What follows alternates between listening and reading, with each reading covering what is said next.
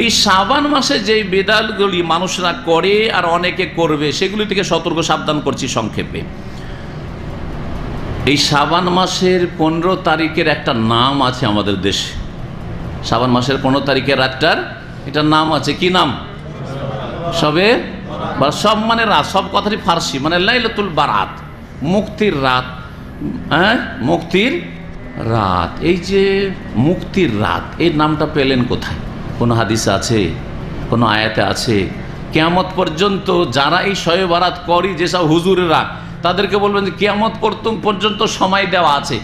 একটা হাদিসে এই লাইলাতুল বারাত, শবে বারাত কথাটি বা একটা আয়াতে প্রমাণ করতে হবে। তাহলে এই নামটাই হচ্ছে ভুল। এই নামটা হচ্ছে লাইলাতুল কাদার। কোরআন আছে না নেই? ইন্না আনজালনাহু ফি লাইলাতিল কদরে। ওই রকম দেখিয়ে দেন যে হাদিসে আছে লাইলাতুল বারাতে, হ্যাঁ, শবে বারাত নেই, কোথাও নেই। তাহলে বোঝা গেল যে শবে বারাত নামটা রাখাই হচ্ছে এক বিদআত। তাহলে এটার নাম কি? এর নাম হচ্ছে নিসফে শাবান। এর নাম কি? শাবানের অর্ধ রাত। শাবানের অর্ধেকে যে রাতটি হয় সেটা হচ্ছে নিসফে শাবান। যেমন রজবের 15 তারিখের রাতটা হচ্ছে নিসফে রজব, মহরমের 15 তারিখের রাতের নাম হচ্ছে নিসফে মহরম, হ্যাঁ, রমজানের 15 তারিখের রাতটার নাম হচ্ছে নিসফে রমাদান। নিস মানে কি? মানে অর্ধেক। জি হ্যাঁ। সুতরাং এই নাম শবে বারাতের বেদাতির নামটি আল্লাহর রাস্তায় ছেড়ে দেবেন। দ্বিতীয় যে বেদাতি আকীদাটি আছে এই শবে বারাত যে নামটি দেওয়া হয়েছে এই সম্পর্কে, বা 15 শাবান সম্পর্কে, যে এটা হচ্ছে ভাগ্য রজনী। এটা হচ্ছে কি? ভাগ্য রজনী। ভাগ্য বলছেন তকদির, আর রজনী মানে রাত। মানে এই রাতে আল্লাহ কি করেন? ভাগ্য নির্ধারণ করেন। কথাটি কোরআন হাদিসের খেলাফ। কথাটি কোরআন হাদিসের খেলাফ। একটা হচ্ছে সারা জীবনের তকদির, একবারে সারা জীবনের তকদির, মায়ের পেটে ছিলেন তখন করে দেওয়া হয়েছে। একটা বাৎসরিক তকদিরের কথা আছে, সেটা এই 15 শাবানে না। সেটা কখন জানেন? সেটা কখন? রমজান মাসের কোন তারিখে? যেটা কদরের রাত হবে, সেটা শেষ 10 দিনের বেজোড়ের যে কোনো রাতে হইতে পারে। 21-এ হইতে পারে, 23-এ হইতে পারে, 25-এ হইতে পারে, 27-এ হইতে পারে, 29-এ হইতে পারে। লাইলাতুল কাদার যেটাই, ওইটাই হচ্ছে বাৎসরিক তকদিরের রাত। আর সারা জীবনে তকদিরের রাত যখন মায়ের পেটে 120 দিনের আপনি আমরা ছিলাম, তখনই আমাদের তকদির লিখতে বলা হয়েছে। নবী করিম সাল্লাল্লাহু আলাইহি সাল্লামের সহিহ হাদিসে রয়েছে, সহিহ মুসলিমের হাদিসে রয়েছে। আর মানুষ, আসমান, জমি সব কিছু সৃষ্টি করার 50,000 বছর আগে কি লেখা হয়েছে? তকদির লেখা হয়েছে। এটা হচ্ছে সমস্ত মখলুকের তকদির, সমস্ত মখলুকের তকদিরে আম। তকদিরে আম এটা, তকদিরে খাস সারা জীবনের তকদিরের কথা বললাম, বাৎসরিক তকদিরের কথা বললাম।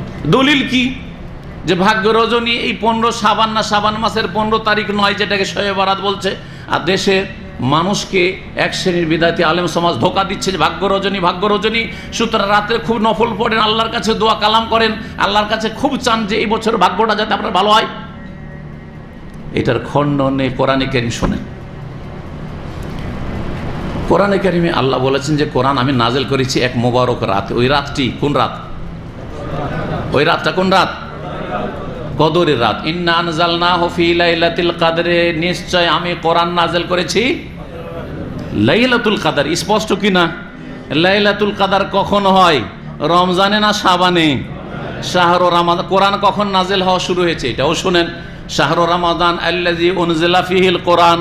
রমজান মাসটা এমন মাস যেই মাসে কোরআন নাজেল করা হয়েছে। তাহলে কোরআন কখন নাজেল হয়েছে?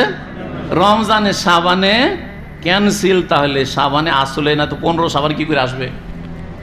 রমজান মাসে, আর সেটা কদরে। দুটো আয়াত শুনলেন।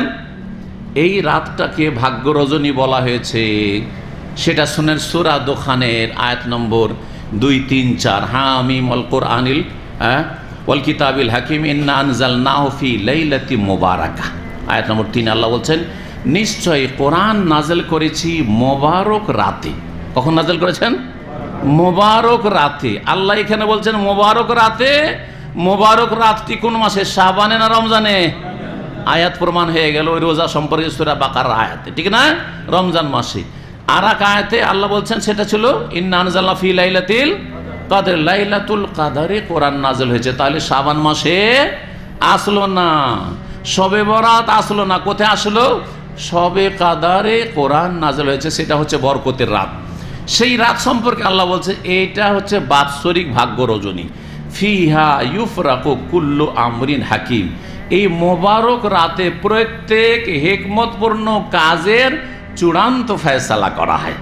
আল্লাহ এক বছরের চূড়ান্ত ফয়সালা মালাকুল মওত ফেরেশতাকে, আর রুজি যে ভাগ বন্টন করে মিকাইল, এসবকে বৃষ্টি দান করে মিকাইল, তাকে দিয়ে দেন, জানিয়ে দেন যে এক বছর তোমাকে এই মালাকুল মওত এতগুলি লোকের রূহ কবজ করতে হবে, হে অমুক অমুক ফেরেশতারা এতগুলি লোক এই বছরে ভূমিষ্ঠ হবে, হ্যাঁ এই রকমের ঘটনা ঘটবে ইত্যাদি। এটা হচ্ছে কোন রাত? শবে বরাত না? কোন রাত? লাইলাতুল কদর। 3 নম্বর যে বিদআতটি ভারত, বাংলাদেশ, পাকিস্তানে হয়, দলে দলে কবর জিয়ারত করা, বিশেষ করে এই রাতে দল বেঁধে কবর জিয়ারত করা, এটি একটি বিদআত। কবর জিয়ারত সবসময় করেন, যে কোনো সময়, সকাল বিকাল যান আপনি, আর কবর জিয়ারত করবেন, গ্রামের কবর জিয়ারত করবেন, কাছের কবর জিয়ারত করবেন, পাকা কবর না, যেখানে শিরিক হচ্ছে, বেদাত হচ্ছে, ওখানে যাবেন না। বাপ মায়ের কবর জিয়ারত করবেন, আত্মীয় স্বজনের কবর জিয়ারত করবেন, নেক লোকদের কবর জিয়ারত করবেন, কিন্তু কাছে সফর করে গিয়ে নয়। এবং কবরস্থানকে আলোকিত করা, এটা আর একটি বিদআত। কবরস্থানকে একবার আলোকিত করে দেওয়া, মোমবাতি দিয়ে একবারে জনাক করে দেওয়া আছে, এই সব বিদআত আমাদের দেশে রয়েছে। 4 নম্বর বিদআত, এই রাতে ভালো ভালো খাবার তৈরি করে গ্রামের গরিব মিসকিনকে খাওয়ানো। কারণ ভালো ভালো খাওয়াবো, আল্লাহ রাজি হবে, এবছর রুজিটা আমার বরকত হবে, কারণ ভাগ্য রজনী। এটা বুঝতে পারছেন না? এগুলো হচ্ছে বিদআত। 5 নম্বর বিদআত হচ্ছে শাবান মাসের, সেটা হচ্ছে এই রাতে রাত জাগরণ করে, রাত্রি যাপন করে নফল পড়া, ইবাদতবন্দি করা। শবে বরাতের নফল পড়ছি, শবে বরাতের রাত্রি যাপন করছি, এটি একটি বিদআত। 6 নম্বর বিদআত হচ্ছে এই 15 শাবানের দিনে রোজা রাখা, বিশেষ স্পেশালি এই দিনে রোজা রাখতে হবে, আগেও রাখলো না, পরেও রাখলো না, শুধু 15 শাবানের রোজা। এটা হচ্ছে জাল কথা, এবং এই হচ্ছে বিদআত। এই 6টি বিদআত বলে শেষ করলাম। নবী মুহাম্মদ রাসূলুল্লাহ সাল্লাল্লাহু আলাইহি ওয়াসাল্লামের সাথে সম্পৃক্ত করে যে বলা হয়েছে যে যখন নিসফে শাবান আসবে, রাত্রে নফল পড়ো, দিনে রোজা রাখো, এই হাদিসটি মওযু, জাল এবং মিথ্যা, এটা মুহাদ্দিসিনে কেরামরা সকলে বলেছেন। সুতরাং এসব থেকে সতর্ক সাবধান করছি।